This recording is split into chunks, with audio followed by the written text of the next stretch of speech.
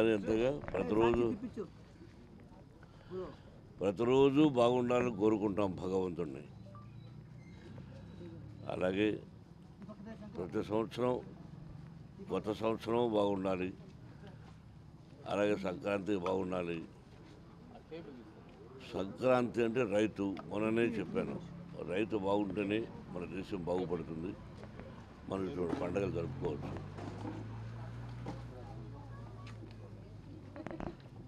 Cinema వ్యక్తులకు వాడు తీసిన సినిమా హిట్ అయినప్పుడే నిజమైన పండగ. ముందు నాది సినిమా, ఆ తర్వాత ఇన్స్టిట్యూషన్.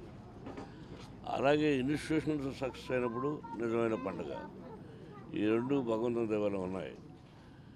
ఇప్పుడు ప్రజలకు అందరూ సుఖ సంతోషాలతో సౌభాగ్యంగా 100 సంవత్సరాలు క్షేమంగా ఉండాలని, కరువు కాటకాలు మనకు రాకూడదని, రైతు బాగుండాలని, మనందరం బాగుండాలని ఈ సంక్రాంతి శుభాకాంక్షలు సంతోషంగా జరుపుకోండి. అందులో మన సైడు ఈ పరకర పోటీలు ఉంటాయి, ఆవులకు కట్టి వదలడం, దానిలో మాత్రం కొంచెం జాగ్రత్తగా ఉండమని నా సలహా. అంతే. అందరికీ నమస్కారం. Thank you. అందరికీ సంక్రాంతి శుభాకాంక్షలు. మీకు మీ కుటుంబ సభ్యులకి మనస్ఫూర్తిగా ఆ పరమేశ్వరుడి దయ ఉండాలని మనస్ఫూర్తిగా కోరుకుంటున్నాను.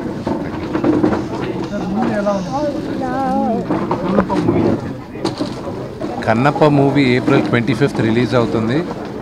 పరమేశ్వరుడి దయతో బ్రహ్మాండంగా ఉంటుందని ఆశిస్తున్నాను. మీ అందరికీ నచ్చుతుందని కూడా మేము అందరం ఆశిస్తున్నాం. Thank you.